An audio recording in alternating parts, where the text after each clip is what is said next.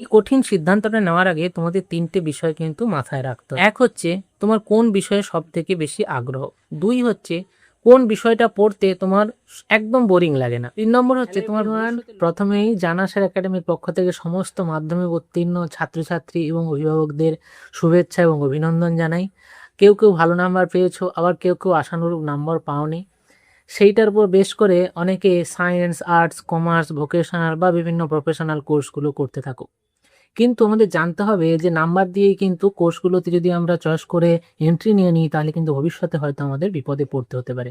অথবা দেখা গেছে কোনো বাড়ির লোকের চাপে অনেক স্টুডেন্টরা অনেক সময় কেউ সায়েন্স নিয়ে নিচ্ছে, অথচ দেখা যাচ্ছে সে সায়েন্সে তার অতটা ইচ্ছে নেই।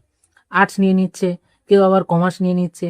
কিন্তু মনে রাখতে হবে এগুলো চয়েস করার আগে আমাদের এই সমস্ত স্ট্রিমগুলো সম্বন্ধে কিছু জিনিস জেনে নিতে হবে। এর ভালো দিক কী, খারাপ দিক কী, ভবিষ্যতে কী সমস্যা হতে পারে, আগামী 10 বছরে তুমি কোথায় পৌঁছবে, সেই সমস্ত বিষয়গুলো কিন্তু আমাদের জেনে নিতে হবে। বা ভবিষ্যতে কী স্কোপ রয়েছে সেগুলো আমরা জেনে নেব আজকের এই মাধ্যমিকের রেজাল্ট কিন্তু শেষ কথা নয় জীবনের। এটা হচ্ছে জীবনের শুরুর একটা ধাপ, একদম প্রথম ধাপ বলতে পারো। তাহলে আমরা প্রথম আলোচনা করব সায়েন্স নিয়ে। কার সায়েন্স নেওয়া উচিত? সায়েন্স নিলে ভবিষ্যতে কী হতে পারে সুবিধে, কী অসুবিধে হতে পারে এবং কী কাজের সুবিধে রয়েছে সেই সমস্ত বিষয়। সায়েন্স নিয়ে ভর্তি হলে তোমার কিন্তু 4টে সাবজেক্ট পড়তে হবে: ফিজিক্স, কেমিস্ট্রি, ম্যাথামেটিক্স এবং বায়োলজি। এই ম্যাথ এবং ফিজিক্স, কেমিস্ট্রি এই 3টে সাবজেক্টে কিন্তু যথেষ্ট পড়াশুনো করতে হবে, কারণ এখানে সিলেবাসটা একটু কঠিন এবং মাধ্যমিকের যে সিলেবাস আছে তার থেকে কিন্তু অনেক বড় সাইজটাও বড় এবং টাফনেসটাও অনেকটা বেশি। কিন্তু যারা সায়েন্স নিয়ে পড়াশুনো করবে তাদের জন্যে অনেক রাস্তা খোলা থাকে। কেন না, তুমি এখান থেকে চাইলে নিট এক্সাম দিতে পারো, মেডিকেল ফিল্ডে যেতে পারো, জেই, ডব্লিউবি জেই, আইআইটি জেই এগুলো দিয়ে ইঞ্জিনিয়ারিং ফিল্ডে যেতে পারো, এছাড়াও ফার্মাসি পড়তে পারো, এছাড়াও কেউ সরাসরি গ্র্যাজুয়েশান মানে এইচএস কমপ্লিট করার পর কোনো একটা পার্টিকুলার সাবজেক্ট নিয়ে গ্র্যাজুয়েশন কমপ্লিট করলো, মাস্টার ডিগ্রি কমপ্লিট করলো, তারপর সে আবার রিসার্চ করতে পারে। কারো যদি বিদেশে যাওয়ার ইচ্ছে থাকে তাহলে কিন্তু সায়েন্স পড়লে বিদেশে যাওয়ার রাস্তা অনেকটা প্রশস্ত হয়ে যায়। কিন্তু খেয়াল রাখতে হবে, অনেকে কী ভাবে যে মাধ্যমিকে একটু ভালো নাম্বার পেয়েছি ম্যাথে বা ফিজিক্যাল সায়েন্সে পেয়েছি, তাহলে আমি সায়েন্স নিয়ে নেবো। কিন্তু নাম্বারের সাথে এর কোনো সম্পর্ক নেই। মাধ্যমিক আর উচ্চ মাধ্যমিক দুটো কিন্তু সম্পূর্ণ আলাদা বিষয়, ঠিক আছে?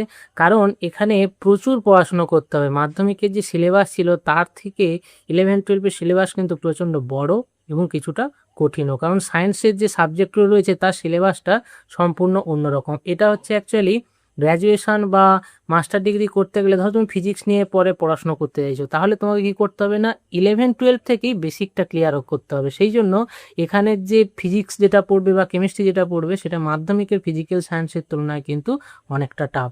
এখানে অনেকের আবার ধারণা থাকে কি যে আমি প্রথমে সায়েন্স নিয়ে পড়ে নিই, পরে আবার আমি অন্য কিছু একটা করে নেবো। কিন্তু খেয়াল রাখতে হবে যে তুমি নিজেকে সামনে 10 বছর পরে কোথায় দেখতে চাইছো সেইটা খেয়াল রাখতে হবে। তুমি আজকে যদি সায়েন্স নিয়ে পড়ে দেখা গেল ভালো রেজাল্ট হয়তো হলো না সেরকম, কারণ তোমার হয়তো সায়েন্সের প্রতি সেরকম অতটা ন্যাক নেই, বাড়ির লোকে কেউ বলেছে যে তুই ভালো নাম্বার পেয়েছিস, সায়েন্স নিয়ে নে, সেই জন্য তুমি নিয়ে নিলে। কিন্তু দেখা গেল যে 1 বছর 1.5 বছর পরে তুমি বুঝতে পারলে তোমার এই সাবজেক্টগুলো অতটা আর ভালো লাগছে না, তাহলে কিন্তু খুব সমস্যায় পড়ে যাবে। তাহলে এখানে সায়েন্স, আর্টস, কমার্স এই বিষয়গুলো না ভেবে তোমাকে খেয়াল রাখতে হবে যে তোমার কোনটা বেশি ভালো লাগে।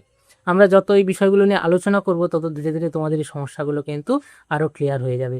আচ্ছা, যদি ধরো তুমি, হ্যাঁ এখানে আরেকটা বিষয় হলো, তুমি ধরো সায়েন্স নিয়ে ভর্তি হলে পরে কিন্তু চাইলে তুমি কমার্স বা আর্টসে শিফট করতে পারবে। কিন্তু যদি তুমি প্রথমে আর্টস বা কমার্স নিয়ে ভর্তি হয়ে যাও, পরে কিন্তু আবার চাইলে সায়েন্সে শিফট করতে পারবে না, কারণ সেখানে বিষয়টা প্রচণ্ড কঠিন হয়ে যাবে। এবার আসি কমার্সের কথা। এখানে অ্যাকাউন্টেন্সি, বিজনেস স্টাডি, ইকোনমিক্সের মতো বিষয় পড়তে হবে।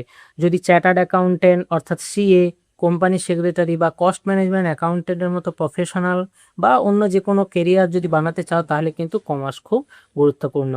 Banking, corporate finance, share market বা স্টক মার্কেট যেটাকে বলা হয়, বা নিজের ব্যবসা শুরু করার জন্য যে নলেজ দরকার হয়, সেটা কিন্তু এই কমার্স পড়লে খুব সহজে পাওয়া যায়। কিন্তু তার মানে কি কমার্স না পড়লে কেউ বিজনেস করতে পারে না? তা কিন্তু না।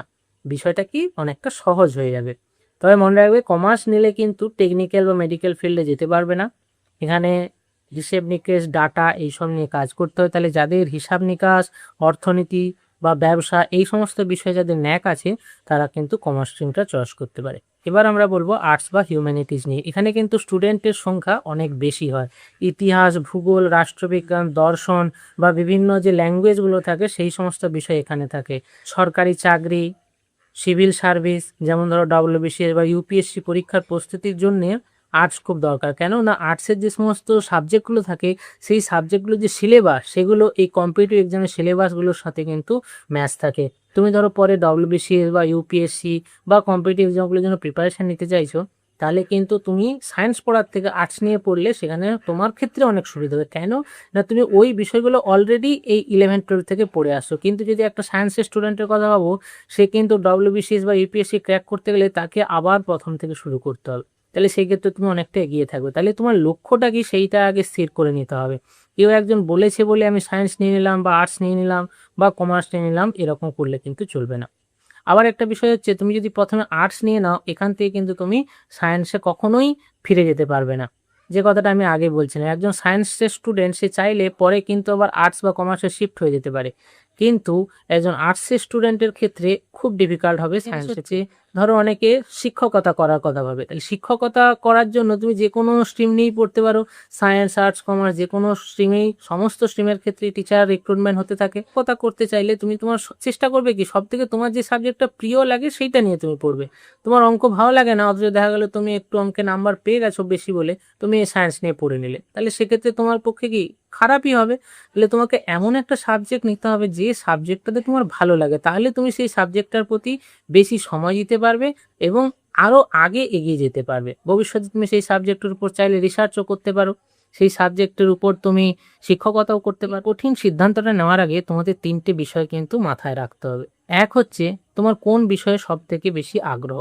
2 হচ্ছে কোন বিষয়টা পড়তে তোমার একদম বোরিং লাগে না।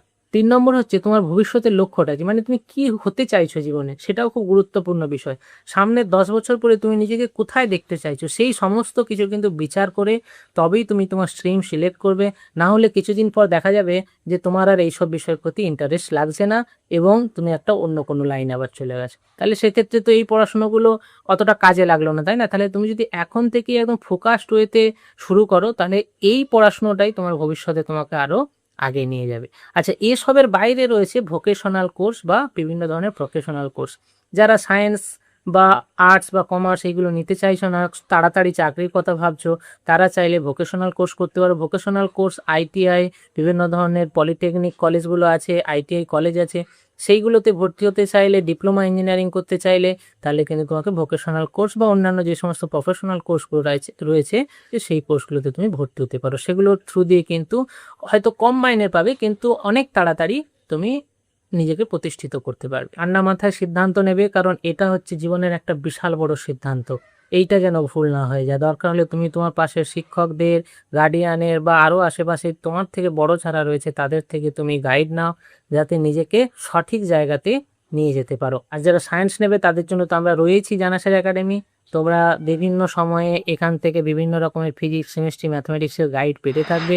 সেই জন্য চ্যানেলটাকে সাবস্ক্রাইব করে রাখো। আর তোমরা কে কি স্ট্রিম নিচ্ছ সেটা কিন্তু অবশ্যই কমেন্ট করে জানিও, বা যদি কোনো তোমাদের আরও অন্য কোনো বিষয় সম্বন্ধে জানার থাকে সেটাও তোমরা কমেন্ট করে জানাতে পারো। আমি চেষ্টা করব তোমাদেরকে সেই বিষয়টা সম্বন্ধেও জানিয়ে দেওয়ার। ভালো থাকবে, সুস্থ থাকবে।